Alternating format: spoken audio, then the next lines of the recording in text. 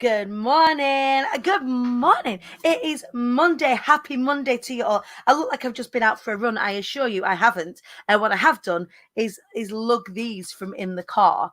I have been in Birmingham over the weekend. I'll tell you a little bit more about that in just a second. I'll wait for some of you to jump on. Come and say good morning when you do come and join us. Welcome to the Show Up, Wise Up, Rise Up show with me, your host, Dani Wallace. I am the Queen Bee, and you are too, or the Royal Bee, or the King Bee, whatever you choose. It's all good. Who's first past the post this morning? Alexandria is first past the post this morning. Hello. Good morning. Good morning, Danielle Hobson. Good morning, gorgeous. I'm feeling gorgeous this morning. I've not got any makeup on. I'm like all fresh-faced and shiny. Joanne Smith, good morning, my angel. I am absolutely loving your branding photography that you are sharing at the moment, my darling. Good morning, Shell Show. Good morning, gorgeous. Oh, I like you. We're very complimentary this morning. I'm taking all of these compliments. I'm having them. Thank you. Victoria, good morning, my darling. Good morning. A Hutch in the house. Good morning, Amanda. Hi, Tracy. Hi, Charlotte. Good morning, everybody.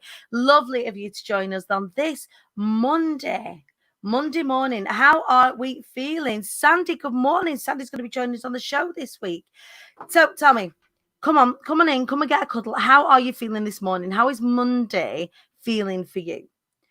Does Monday feel different for you after lockdown? Now that we've kind of been through this sort of process together, this really strange situation together, do Mondays feel like Mondays even anymore?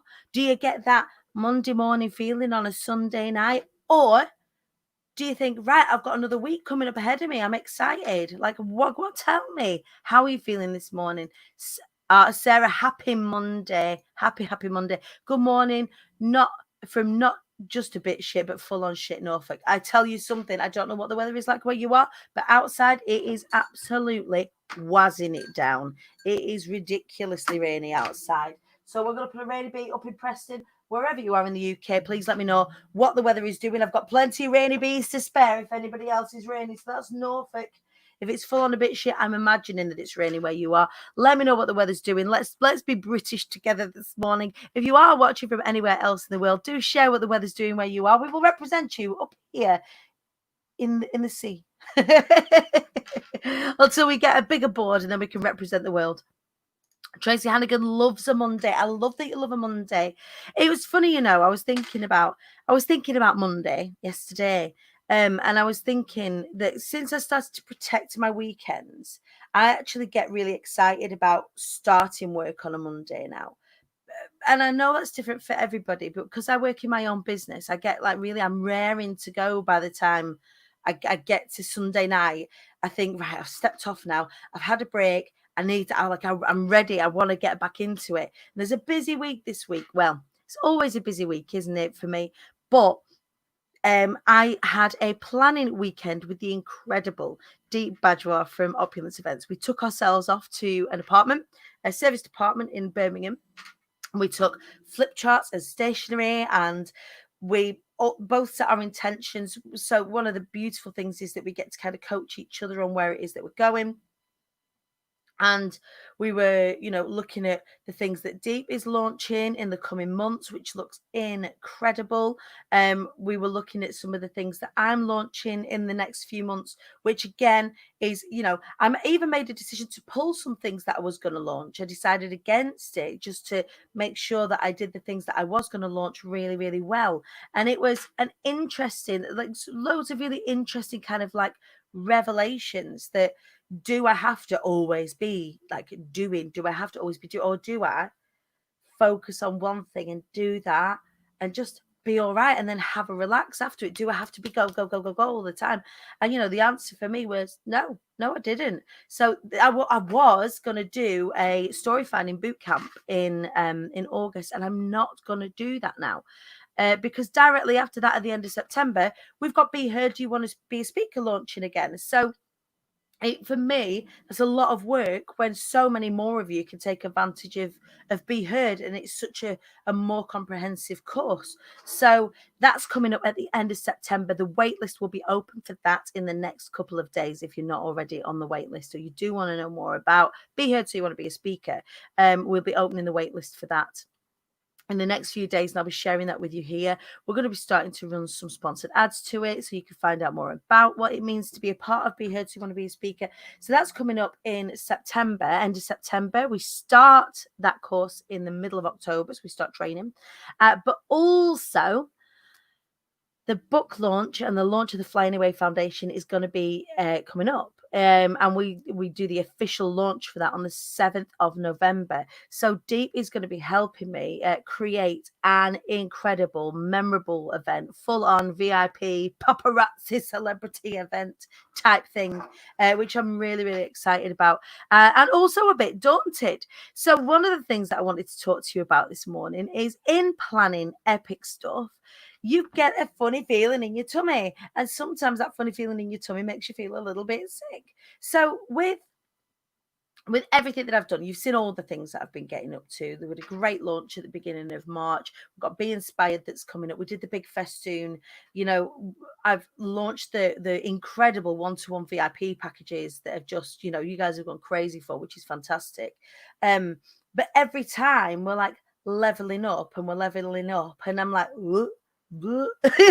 So for all of you that are kind of going through that, leveling up, and there's lots of us that are doing that right now, that have taken this time, that can start to see the light at the end of the tunnel, that can start to see the growth for the businesses, how they can do that, who they can collaborate with, all of that sort of stuff.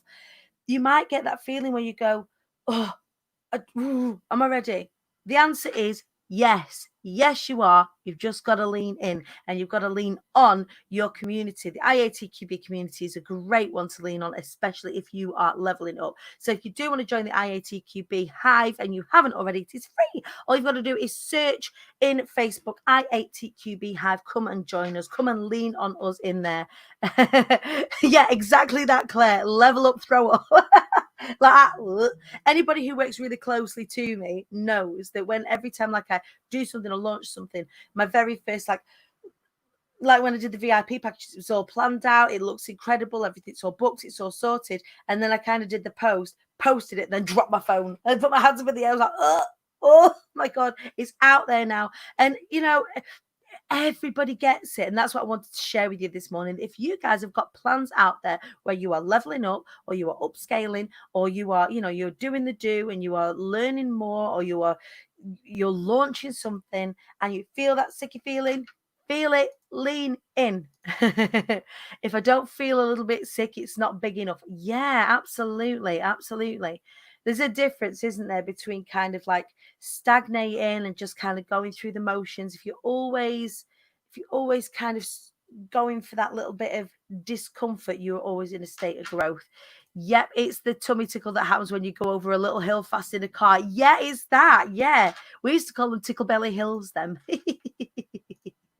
Alexandra, I want to get into Be Heard. Do you want to be a speaker later this year? Set your intention, make it happen, sweetheart. If you need to know how to make it happen, do get in my inbox and I will help you. So yeah, the door's open to that. You'll be able to book your spaces onto that the last week in September, which is super, super exciting. I cannot wait. But before that, we have Be Inspired. So I've been working with our incredible speakers for Be Inspired. Their talks are just so inspirational. There are only 9 tickets left, and then we are sold out. 9 tickets left to Be Inspired on the 10th of September. But yeah, it's all going off. If you have a business bestie out there and you are able, I implore you to take some time out and go with some post-it notes and some flip chart and book in at a restaurant. We went to an incredible Michelin star restaurant to you know, do want to treat ourselves for doing such an incredible, you know, having such an incredible 12 months. We've not been able to go on holiday or go anywhere. So we did that as like a friends thing, a friends celebration to do together, and it was just amazing to have that experience and also do all the work around it. But also it allowed us to just come back a little bit refreshed and a little bit focused. It was brilliant. Dawn, I've just cited my 12-month personal coaching program. to design and launch my oasis of healing for grief, parents lost a child from suicide. My goodness, it's scary and excited and leaning in this morning. We'll need your amazing tickle belly laughter. Yes, don't stop. Congratulations. Amazing. Well done. Well done. Do lean in. Good morning, you amazing woman. Yep, leveling up at the moment, feeling a bit sick too. It's right. Yes. Okay, so what's the difference between be inspired and be heard? So be heard is the course, be inspired is the event. The different levels of the course, I'm not here to like selling the course this morning, but the different levels of the course, the standard course, which is 8 weeks, standard plus VIP, which includes a little bit of one-to-one, and then there's the mastermind where you work with a group of 10 other people, other speakers for 6 months, and then we do the big event and we film the event, you get your speaker show and all that sort of stuff at the end of it. So yeah, it's super exciting. Oh my god, this makes it real if I write it here now. The Sassy Soiree event is in the plan of the official launch of Creative Sass on its first birthday. Very excited about that. I know you've kind of sowed the seeds for me. You got in my inbox about that. Very excited about that for Creative Sass. We will be bigging that up as soon as you give us more details. I'm dead scared about launching, but I shall do it. Yes, Sandra. Absolutely. Okay, right. Let us get. We've not really done much in the way of weather. I'm going to bring our guest on. I don't want to wait in any longer because we've got some important things to talk about this morning. But do please tell me in the comments what the weather is doing where you are. And we'll catch up a little bit as we bring the incredible Kerry Hales onto the show this morning. Please, in lieu of the applause button, hit the like, hit the love button, hit the share button. We are going to talk about some things this morning. We're going to talk about finding yourself. Kerry Hales, get on in here. Good morning. Good morning. How exciting. So exciting sitting in the wings watching. Get quite excited. It is like sort of coming on stage and just waiting there. It's like, when's it going to happen? Yeah, and it's generally after the shit weather, but I had some things to talk about after the planning weekend that we've just had. Have you ever done anything like that before, Kerry? What, a planning thing? Where you've like set some time aside and you've come away from your house and like taking yourself out of context and then just done some planning and just like tried to just have a bit of a focus. I do that a lot with clients because I do like a mastermind day and we do like a group coaching thing in the morning, and in the afternoon, as part of my mastermind, we do it every 90 days. Yeah. So we get together and I coach them about what's working, what's not working. And then in the afternoon, it's all about, right, get stickies out, get pens out, get scrolling, talk to me about what it is that you're doing. So it's aligned and focused. And yeah, so I love that. But for me, I've done that with other people as well. Because I think you need that other person to just reflect back, just sort of like, well, what does that mean? Or, well, I'm thinking so, well, actually, well, what? October or November? Yeah, exactly. It's that Friday. Space, isn't it? It's that we rarely do it. We rarely hold space for ourselves. Make that space really sacred, and then having a trusted person within that space. Because once you say it out loud, you can kind of make sense of it. But having somebody who is can look at things really objectively and say, okay, does this make sense? Does this make sense? Are we on the right direction? Is this what people want? Is this not what people want? And having that safe person to be able to do that with is so powerful. But that person's got to be the right person. Yeah, absolutely. 100%. Because that you've got to have, you've clearly got a great connection with your friend, and you just it's got to be a trusted space, and you've got to both be at that level to them to know your audience, know where you're going, and know to holding someone accountable. You're a force to be reckoned with, and I recognize that in myself and my clients, right? So, and you've got to meet that energy with that energy. Otherwise, if it's not there, it's like, oh, I could say anything and she'd agree. Right? You don't want that people in that space. No, the last thing you need is a yes person in that space. Yes, you need a loving person and a supportive person and a kind person, but you don't need somebody who is, for all intents and purposes, like a fan. Someone who goes, "Oh yeah, everything you do is brilliant. Yeah, you're amazing. You're amazing. You're amazing. Oh, you're just so good. That's so clever." It's like you don't need to hear that. Yeah, it's the same with the book. So I got a working group for the book of my beta readers. They're just wonderful women, but I've chosen them based on the fact that I trust them to ask me questions that are going to challenge me, to ask me questions or highlight things that I might not have seen, instead of just going to great idea, write the book, Dani. I'm like, no, I need challenging. Thanks, but and now. Absolutely. So It's that Kerry, tell 360. us. Absolutely. So Kerry, tell us, what is it that you do? Is this like really poor networking question, isn't it? When you're networking, people go, what do you do? And you're like, but tell us, because what you do is pretty fucking incredible. Well, I'm a coach. I've been coaching for 18 years.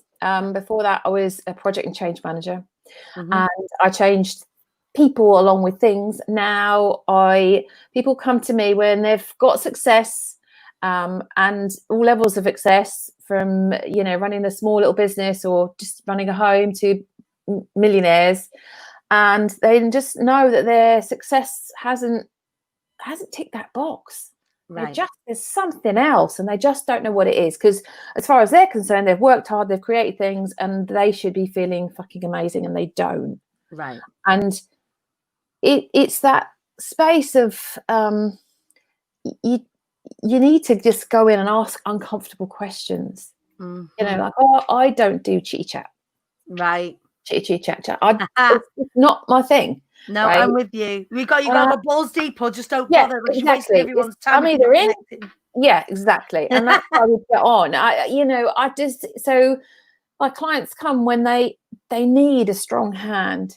But it's like but I've got a big heart, because I've got to hold them in that vulnerable space. Whereas when you are strong and capable and bold, who do you go to? Where do you go where you get that person that can say it's all right, and actually let that sadness up and out, because that's the bit that you're holding down, that takes energy that you could put elsewhere into creating things. You don't want to get found out, do you? So if you've had success and you are feeling either misaligned with it, or you've got other stuff going on and you can't really get in the headspace of it, you're delivering the success. But then if you're not feeling it here, it's very easy to feel like a fraud.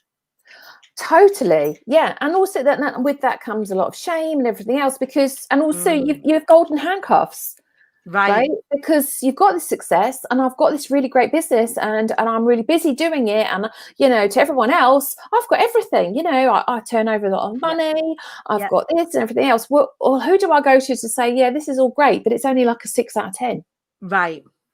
And if this is it, like for me, that's exactly what happened to me.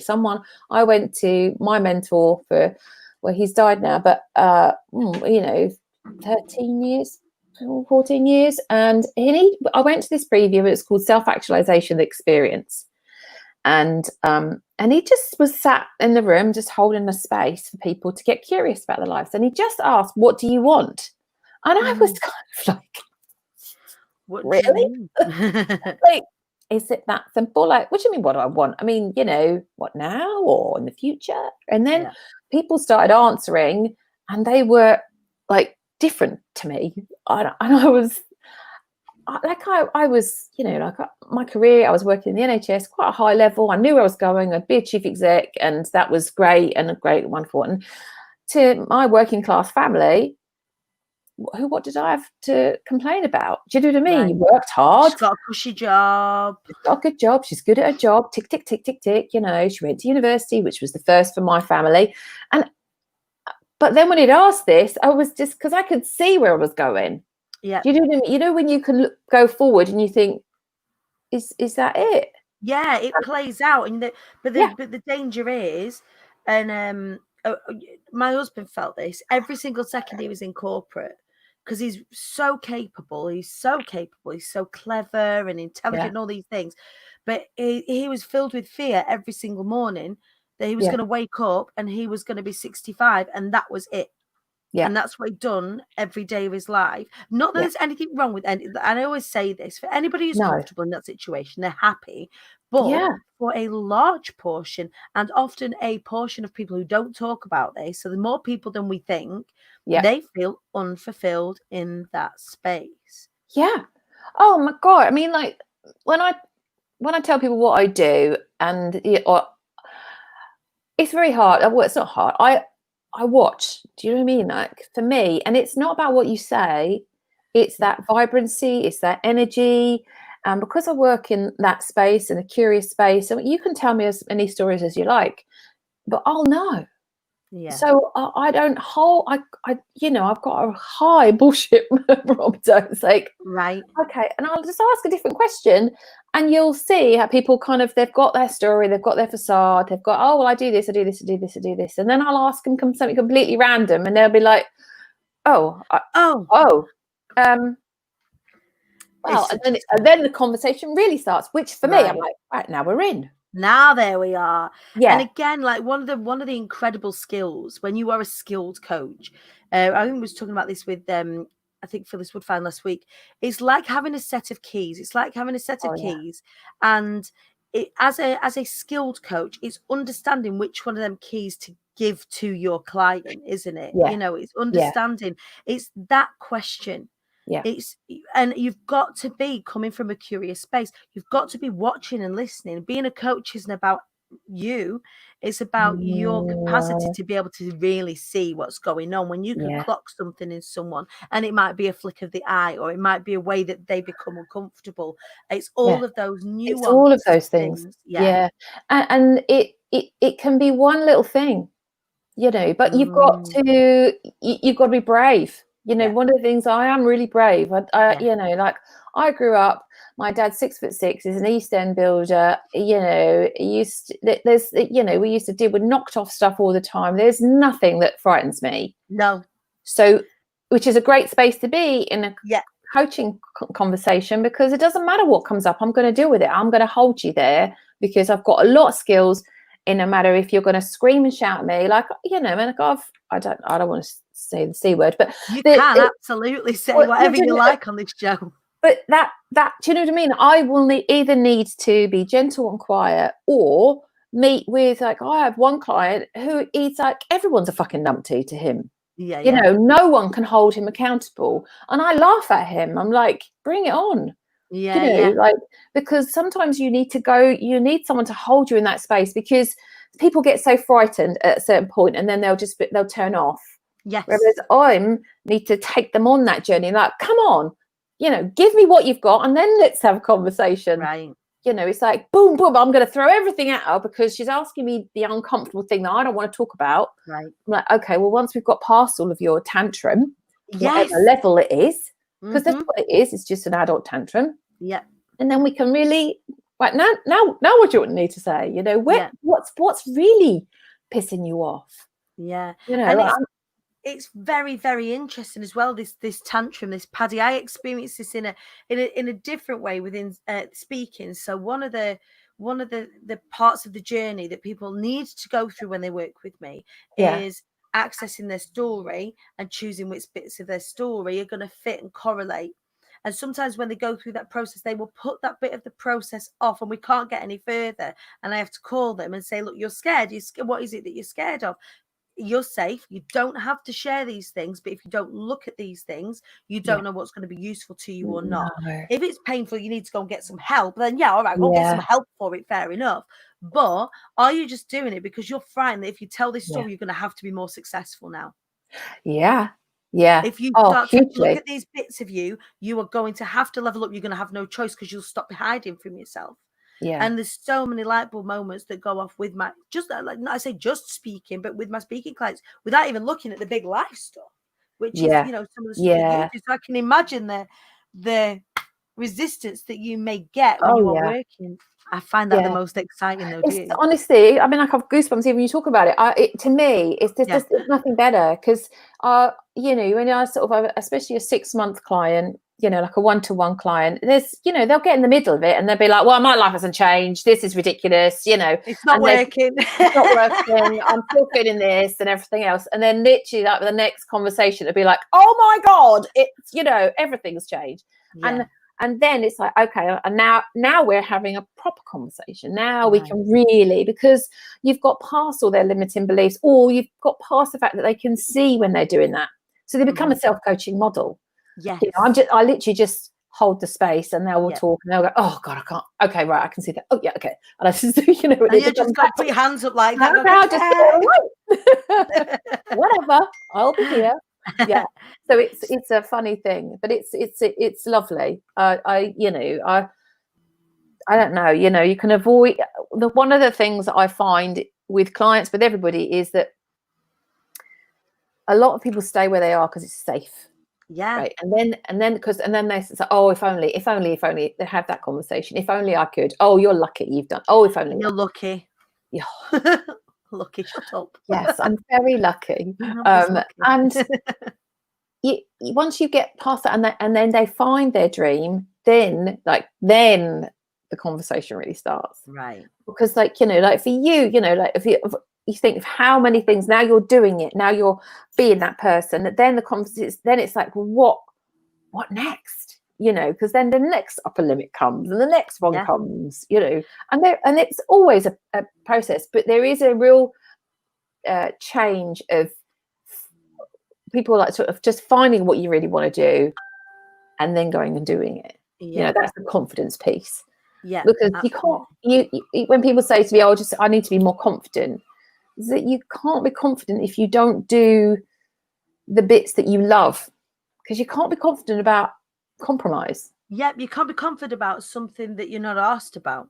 You can't, like, if you're not asked about, confidence comes from, I always point to this bit. I always point to my solar plexus when I talk about confidence, because confidence isn't the outward, is not the outward show of confidence. Confidence is much quieter than most people think. People will say to me all the time, you're very confident, you're really confident. I wish I could be as confident as you. But they would say it to me when I was at my least confident, when I was sad and when I was hurting. And the confidence that I have now is a much more settled, peaceful, accepting confidence. Yeah, that because that bit was, where I'm going. That bit was the, you know, when you see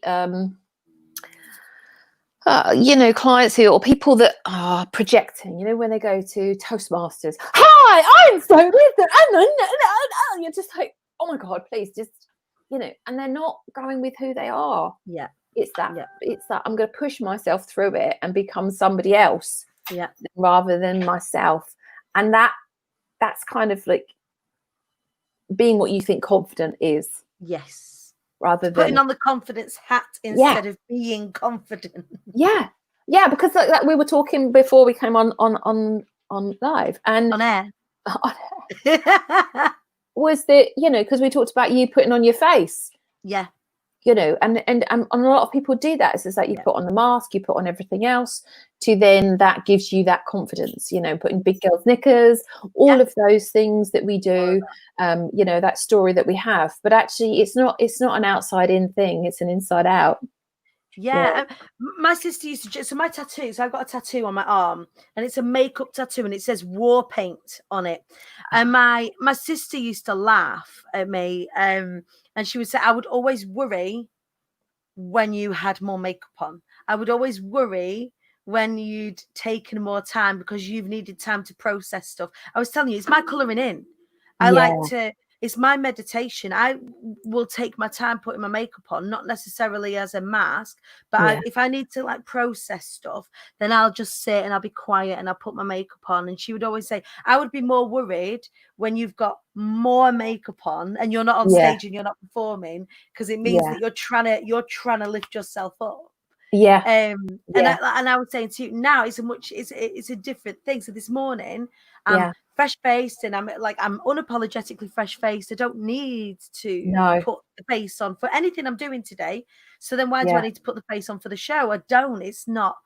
Because I mean, especially speaking to somebody like you, it's not about putting the face on. It's about, you know, owning. I want you know, the energy of you. It's like, well, what's under there, you know, because we talked about what you were doing. I was like, well, that's exciting. Much better eyebrows, I gotta say. Deep threading my eyebrows at the weekend, so like my eyebrows no longer need Jesus, they just needed deep. Well, it is funny though, isn't it? There's a frame, because like once my hair's done, like we need to talk about your hair, because your hair is incredible, by the way. Everyone talks about my hair, but yes, it but lockdown was, you know, it was good. But I looked at a video earlier on that I'd done a live, and I was like, oh, actually, there was no style in that hair. It was just because my hair grows like a weed. It is so thick. I mean, like when she cut this, look, she just literally just picks bits up and just hacks it and hacks it and hacks it. Through it. Like, yeah, because it's so thick and it's white. So my hair, yeah. So go on. I was going to say, so I'm having a little exploration at the moment into my grey hair, and it's all coming through now. I've took a lot of the red out, so I'm left with just kind of the remnants of the red and the bleach. I'm getting it coloured next week, like properly, so that it's all dark like this colour. But here, and I wore it like this at the weekend in a top knot, and all the grey came through, and it looked great. Like my friend was like, "Oh, I can see how this is going to work now."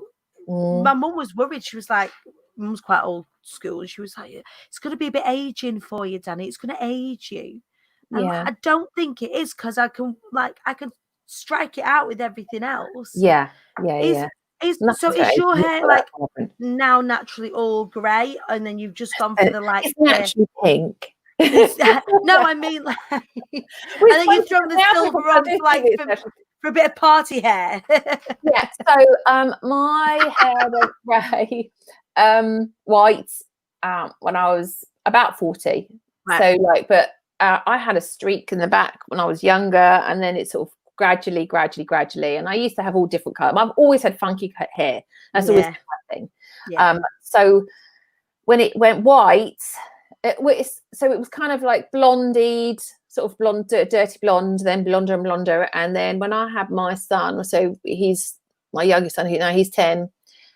It was thick and long, because obviously you have kids, and I like Elsa, because I used to be able to plait it, and it was, and I sort of used to go a bit blonder, a bit lighter, because it used to fade anyway. And then one day it went blonde, and I was like, oh, wow. And then I didn't see someone for like a year or something, one of my partner's friends at the time, and he was like, your hair's blonde, like when did that happen? And I was, well, that's just, it happened. And then I realized that it was white. So and then I think about 4 years ago, I went to the hairdressers, and he said, and it was my birthday, and he said, do you want to go pink? And I was like, yeah, right then, thinking he meant this sort of baby, well, it kind of fades off, so it's sort of baby pink. Yeah, at the moment it's gone quite, I'll do it again soon. And he put it on one of those colors, and I'll kid you not, it was bright pink. I mean, I loved it, but it was bright pink, and I was kind of thinking, oh, it's kind of this subtly baby kind of color for my birthday. And I looked it up, and I was like, pink. Oh, it's really quite bright. I mean, it was a real statement pink. Amazing. And then after that, and then it fades and everything else. And I shaved my hair for charity, and it was white. And that was the strangest thing, because my hair was about this long, and then I shaved it. So it was like this long, and it was a nice cut. I've always got a good cut. I do like to spend money on my hair, but yeah. And then I went from that sort of, a normal person to shaving your head for charity. It's not the confidence and everything else. It was fine. I loved it. It was so liberating. But people do judge you.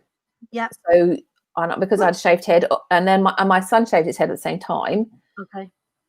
And so you'd walk along I remember we went to the shops or something, and people were looking at us both like, well, which one of them's got it? Who's ill? Yeah, clearly one of you must be ill, because you've both got a shaved head. Yeah. And that was really hard, because I've never had people look at me like that, because I'd always had funky hair. So I'd never had those sort of glances of sympathy, or like, or don't look, don't stare, kind of thing. So I went into hairdressers, and they were like, well, we could do it pink. So I said, right, do it pink. So I went out there, and I went out, and I put some sunglasses on. I met my friend for lunch, and I imagine I've got a shaved pink head, and I've got my sunglasses on. I just hear how glamorous that sounds.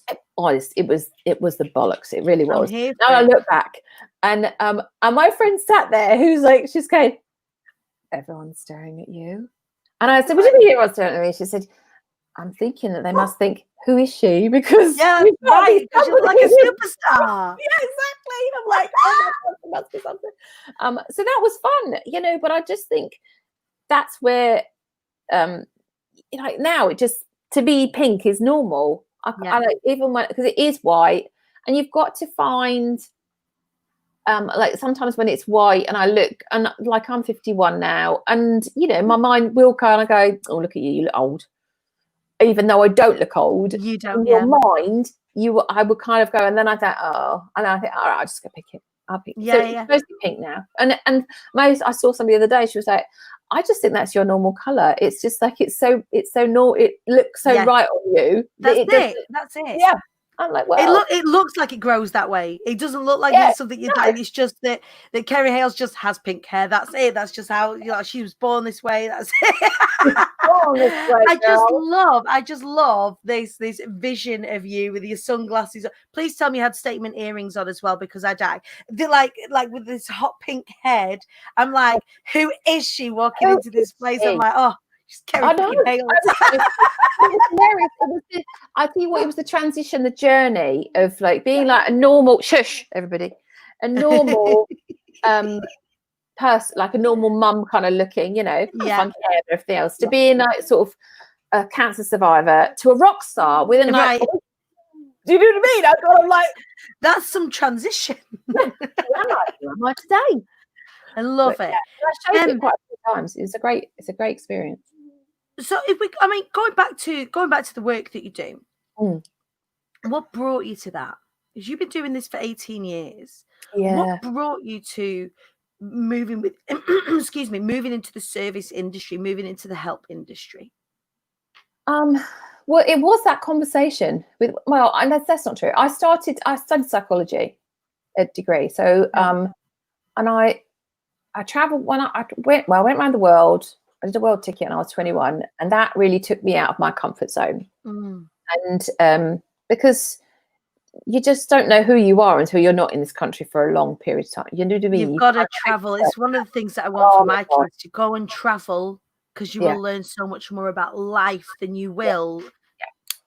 I think especially that's what, you know, in this current climate, breaks my heart about like what my dreams are for my kids is to do that, because I think that changed me fundamentally as a person. And then I came back and I thought, well, actually, you know, well, who am I not to go and get a degree? So I did that. So I was always curious about people. And then I got a job, and I got into the sort of career thing and stuff like that. And it was literally Mick asking me that question of like, what do you want? It's like, what do you want? Because it seems such a throwaway thing to ask. Yeah. But that was then, and I was like, oh, and then I started working with him. So I didn't just do like a life coaching course of like for 6 months.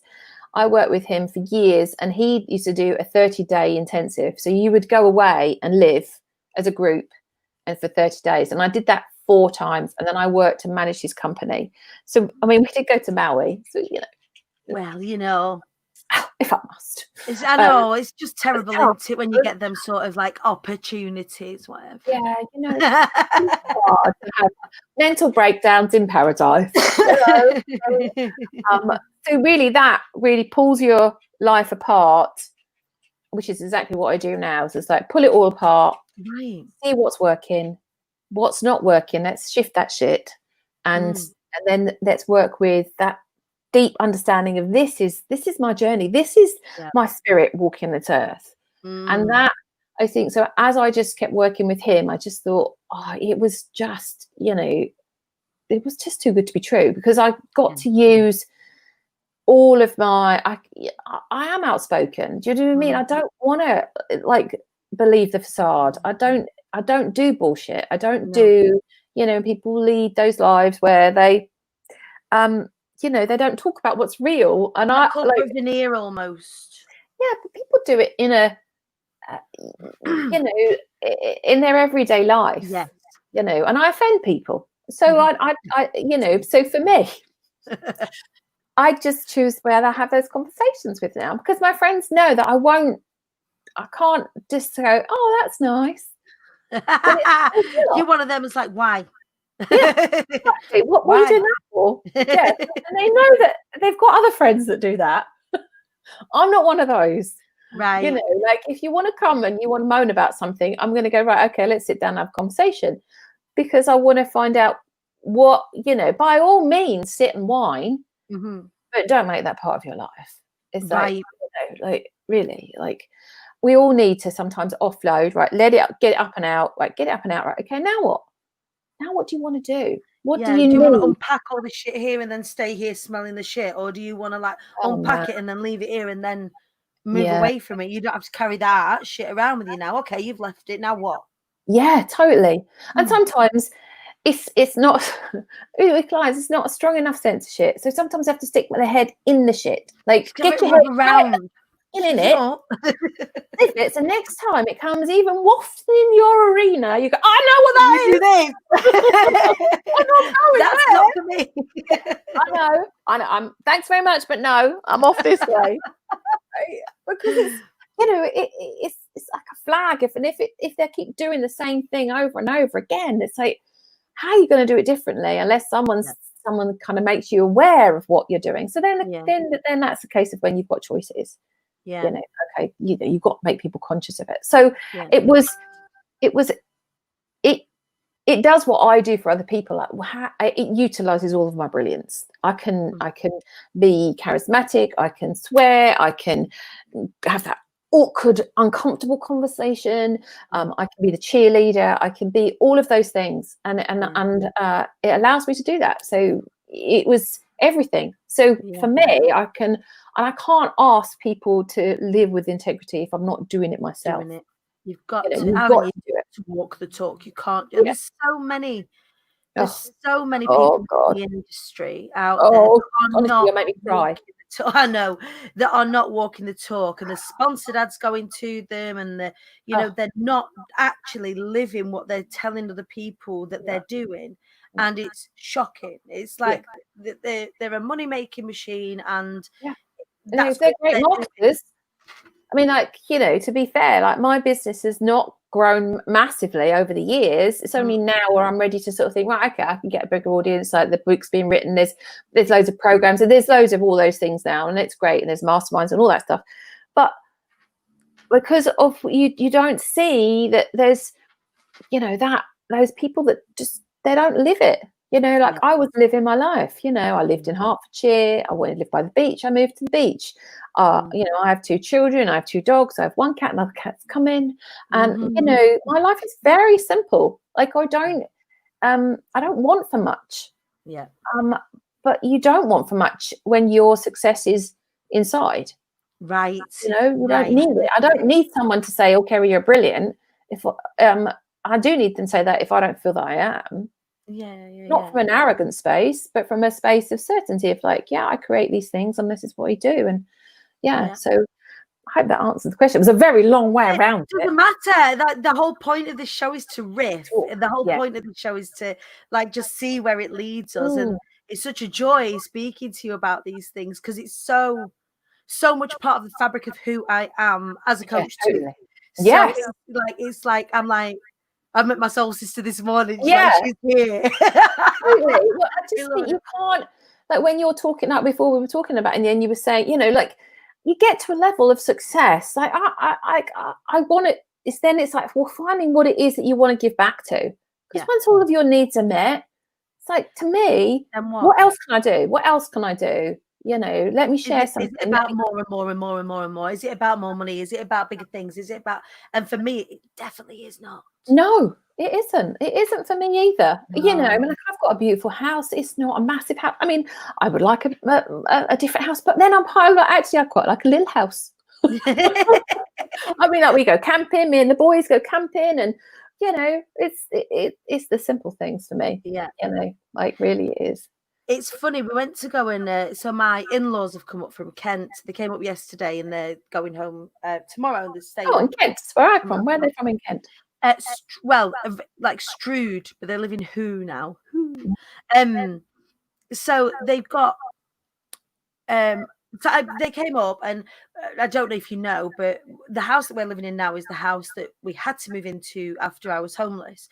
So we've spent the last sort of 8 years in here trying to get our credit rating sorted out, you know, get sort of savings, and you know, get ourselves financially in a position where we can purchase a house. And we're just about we're there. Like once we can have a year's worth of IATQB accounts. We could buy a house, like, and not just a very small, a nice house that we want to do. We went to go and see that house yesterday.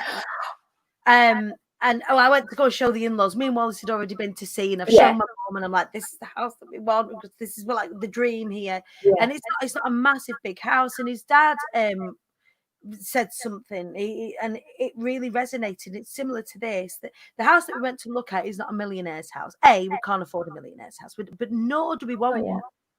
We want a house that's big enough and nice enough for who we are, for where we are and what we need, so that then we can have a look at the other things that we can do, and then the places that we can help. Because one of the needs in life is contribution.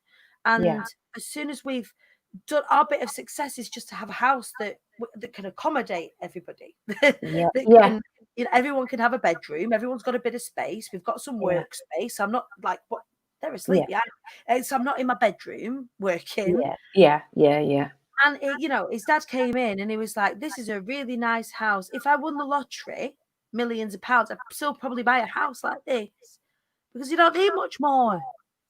No, it's an interesting thing, isn't it? Because I think when people sort of see these conversations and they think, oh, you're just, you're not aiming high enough. But what you touched on was about a value, like, and once you get that one of your values, like you said, contribution, when you know that about yourself, it's just like, well, what do you need? When, Maslow's hierarchy of needs, it's just like, what, once your needs are met, that peak performance is there. It's just like, it doesn't get any better than this. Like, for me, like, my kids, I don't know what they're born, like, I created a den in the garage the other day because I couldn't burn the PS4 in my house.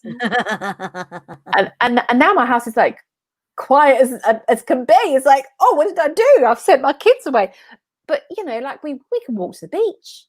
Like, they go to the beach, and then, oh, we got to go to the beach today. Just like, I'm like, oh my God. You don't even know. Don't know those poor kids who just go to the beach once every year, like, and they just like, oh, here we are in the sea. Oh, I'll just do this. and but it doesn't matter, that it's the simple things. And once you like, it's nice to have nice things. Like, I'm a Taurian, I like nice things. But I don't like a lot of things, which is why I do a lot of decluttering, which is what part of my one of my programs is a big part of it. It starts always is decluttering. Declutter all the shit out of your life. I've had 4 skips throughout. Oh my God! 4 skips. I've got one coming this week.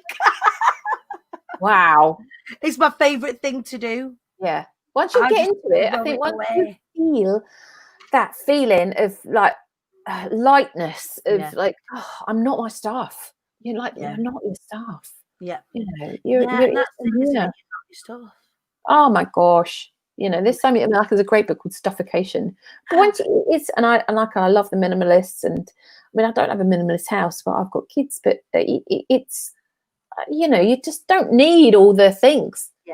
And it's like, my husband's the other way. He keeps things just in case, like boxes. He keeps boxes just in case. I'm like, no, throw the boxes away. It's fine. Honestly. Well, see, my partner, he moved out in January, but we were going through the garage when we were sorting out the den, and he came and was going through his stuff, and he can laugh because I make him laugh at his stuff, and of just old things, like like an old wash bag. I mean, honestly, it just like makes you cringe to even touch it. I'm just like, and I go, and he laughs because he looks at it, he goes, well, you never know when you might need it, and I'm just like, throw away. If you need a wash bag, you can afford to go and buy a wash bag. It's okay. 20p somewhere else. I was like, oh. But then I do love going. Like yesterday, I went to a car boot sale, and it's the most. I feel like I'm on a scavenger hunt, because I go and I think, right, what do you need? And because the boys had the den, I was like, right, okay, I need cushions.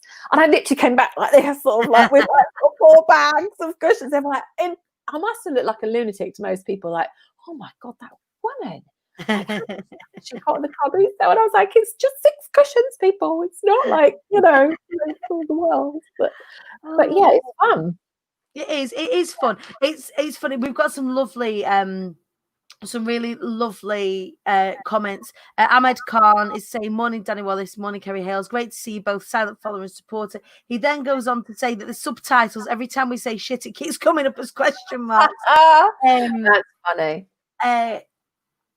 love this. Don't want much if your success is from the inside. It's true. Yeah. It's so true.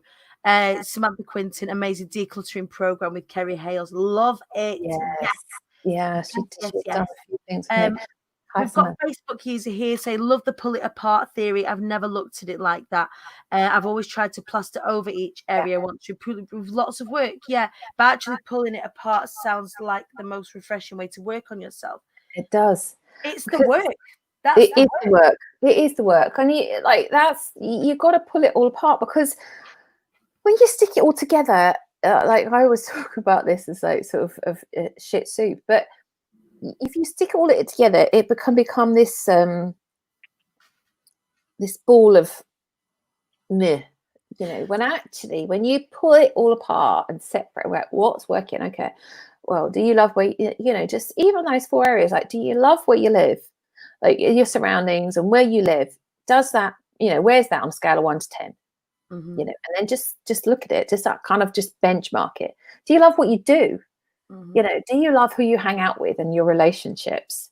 And do you love who you are, like in your body and what you're doing with your body? With it, like what are you putting into it? Are you moving it? Are you, nourishing it? And when you look at those areas, like separate them out, you'll see, because sometimes it will be flagged in one area, but it doesn't mean that the other areas aren't impacted. right. Right, because Everything you are. has a knock-on.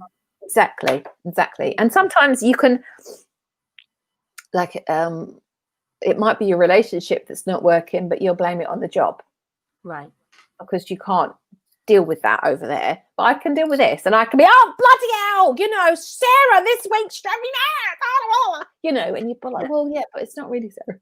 It's not really Sarah, because you're talking about him or her, and that's where you can allow that up and out. And so much of our emotions, we create a story attached to them, and it's not the story, it's that resentment that we're not getting what we want, or it's the root, isn't it? It's whatever's behind it. It's whatever's brought you to tell that story to help you get that out of your face. Yeah, totally. And you just need to then look at it and go, right, okay, what do you want to do? What needs to be done? Like, it's always a question of like, well, what do you need to let go? What do you need to forgive? Who do you need to forgive? You need to be able to let that go, because that's such a huge part of, a lot of what you do, no doubt, of been able to be in present time, to be able to forgive all the things, like forgiveness. Yourself around and you and everyone yourself. around you. Yeah, like once one of my mentors, her wife said, if you want a good life, make everyone right. If you want a great life, include you. Yes. And you know what? Just like you say, make everyone right, because everyone's coming from where they're coming from in the world. And I to this day believe that no one does anything with real malintent. They're doing what they're doing from their place in the world. Not everybody, you know what I mean? The majority of people are just doing what they're doing with the information that they have. Yeah. And sometimes that leads them to make poor decisions. And yes, there are people out there that do things with malintent. I get that. But for Joe blogs, most people are doing things from a place of they're doing what they can with the information that they had. If I look at my dad wasn't an inherently a bad person. My dad was trying to deal with his own shit at the time with the information that he had. The information that he had about himself wasn't great. So he didn't treat himself well. So he didn't treat the people around him very well. Yeah, exactly. And you can forgive that. It doesn't mean that you want those people in your life. Like my mum died 5 years ago, and I fell out with my dad and my brother. And so like my family literally just fell apart. Right.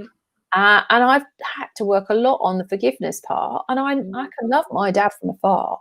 Yeah. I can appreciate him. I can do all of those things. But if I have clear understanding of how I want to be treated and how I want to live my life, then I have to also accept that those boundaries mean that I might not see people and that's okay too.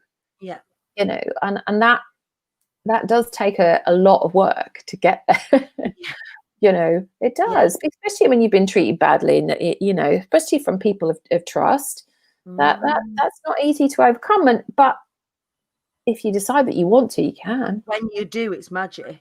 Yeah, that's that decide part is like, you know, once you get there, because you can keep hitting it and hitting it and hitting it, and it's like, just come back when you're ready, because you'll know when you're ready, because you'll just be like done, and the rest of it it literally is like sort of hitting the nail in the thing, and all the concrete around the statue just goes away. Yeah, you go, and you can see it. I don't want to do that anymore. Oh my god. Yeah, and that's the great realization when you do decide to do something like forgive somebody, is that you don't have to be angry anymore. You don't have to be sad anymore. You don't have to be upset. You don't have to hold on to anything. And it's so freeing in terms of bandwidth that you actually then you can fill that space up with something else that you want to fill it up with, instead of all of that nastiness and hatefulness. I was talking about you got a question. No, tell me what you was going to say, because it was going to be gold, because it all is. I was going to, so one of the things that I do with my clients is just think of your life as your playroom, like that everything's in there. So what you need to do is just to go and see, sometimes there's like there's old shit in the corner that you've thrown a throw over to make it look nice. And don't look in that corner, and we're just going to go here, and we're just going to look, and I'll just buy a few nice things. I'll put a pot on that and pot on this, and then but there's less and less room for you to sing and dance and play in that playroom, because it's full of old shit that you don't want to deal with. Yeah, and that's the whole part of the declutter part of actually, like, who do you want to invite? Like, if your playroom is your life, it's like, who do you like when you're looking at clients? When people talk about their ideal clients, I want to have conversations with people that I want to have conversations with. Like, I like intense conversations. I like that kind of beat. So I bring that on. I invite those things. That's not for everybody. Like, who do you want to have? Who do you want to hang out with? Who do you want to play with? Who do you want to play with? Yeah. Because then it's becomes sort of like it becomes clear who is that person, who is she or he, and what do they do, and then to sort of to go and look in the corners of your playroom and go, right, okay, I really need to look at that, and just let it go, like that old shabby thing in the corner that you've kept that story going of what that means, and things. It just it like you say, it is about bandwidth, it's about energy, because even if you're not looking at that thing daily, it's still there. It's like a little tap tap tap tap. What about me? What about me? You can't do that. Yeah, it's a story all the time. Yeah, I really need to declutter, Joanne. You do. So we're running out of time, and it's infuriating, because I hope you feel the same, that I feel like we could just talk about all kinds of things. We could be here for hours. Right, we could. I feel like we should do this over a bottle of wine, even. Like, I'm here for that. But please tell us, Kerry, how do we find out more about what you do? How do we get to hang out with you more? How do we, what's coming up for you? Tell us. So I'm Kerry Hales everywhere, so it's very easy to find me. So like Instagram, I'm on Instagram. I really cut down all the places that I was, because I just got overwhelmed with life. So I'm on Instagram. I'm on Facebook, and I have so Facebook is Kerry Hales Coaching, and I've got a group on there that is growing, and so I culled my group and started a new one. So it's really a baby group. So get in there while it's new, and that is Shift the Shit, Unleash Awesome. Because Shift the Shit came from when I was talking about, I wanted a new brand name for my program. I do a month-long program in September, and then there's a mastermind in October coming. And the program, it was called the Reboot Academy, and then I had a conversation in my co-working place with this outspoken South African woman, and she's just fabulous. And so I was helping her, of course, with something that she was doing and like getting clarity for her. And then she says, "What is it that you need?" And I said, "I need a new name." She says, "Well, tell me what you do." I was like, "Well, I said, so you shift the shit." That's exactly what you do. I love it. Exactly what I do. So and then when you say to people, "What did you do?" And they kind of go. You could see their little mind goes, "Oh, offended? No. Oh, I need to talk to people." Or not. You know what? It's a great filter. It is a great filter. It really is. If you're offended by that, you're certainly going to be offended by when you really work with me. Right. So it's almost like a pre-qualifier. And this is, when we talk about authenticity, because I know you'll talk about authenticity in very much a similar way to me, that you don't have to put that on, but if that's part of who you are, Yeah. then allow it to be part of who you are. It will qualify people to come and work with you. Yeah. Because and you might be the ripest, juiciest peach in the world, but guess what? Not everybody likes peaches. That you get to be someone's banana, you get to be someone's pear, you get to be someone's something else. If if what is going on out there isn't working. So if you are offended, then guess what? You're not the peach. You're not their peach. Then fine. I'm certainly go not. find a banana. Go find a pear. It's all good. Yeah. I want to stay here with peaches, Hank. With us, even with us. Or the pink lady apples, like I kind of like the dirty. Pink with a punch. Yes.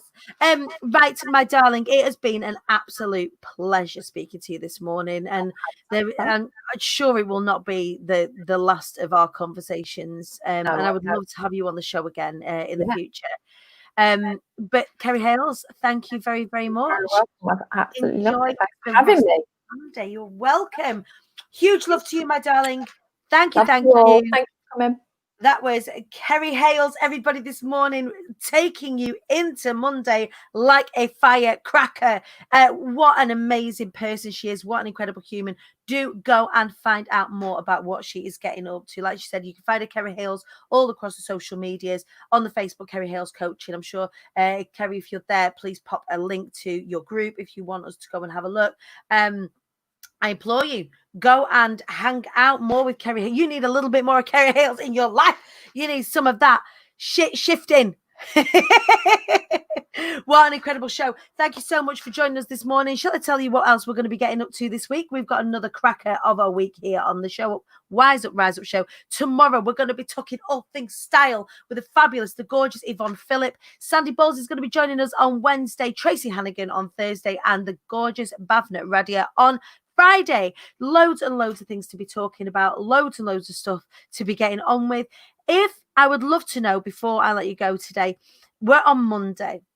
By the time Friday comes along, what can you do to make sure that this week is a win for you? What are your goals for this week? If we're going to round out together on Friday, we're going to celebrate together on Friday, what's that going to look like? What will you have done that is an achievement? It might be something small. It might be brushing your teeth every day. It might be securing a £50,000 client. I don't know. But I want to know, what are your aims for this week? Get them in the comments. Let me know about it so that we can celebrate together when Friday comes along. In the meantime, thank you so much for joining us. I'll be back as I am every morning, Monday to Friday, here on the Queen Bee Dani page on Facebook. If you've enjoyed what you've heard this morning, if you've enjoyed the show, please make sure you share it. Please make sure you set an alarm for 8 o'clock. Come and join us.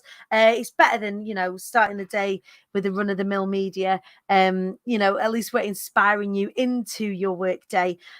Also, if you aren't following me already on the Instagram, make sure you follow me on Instagram at the Queen Bee Dani. Right, my guys, huge love to you all. Have an incredible Monday. Go rip it up this week, and I'll see you in the morning, 8 o'clock.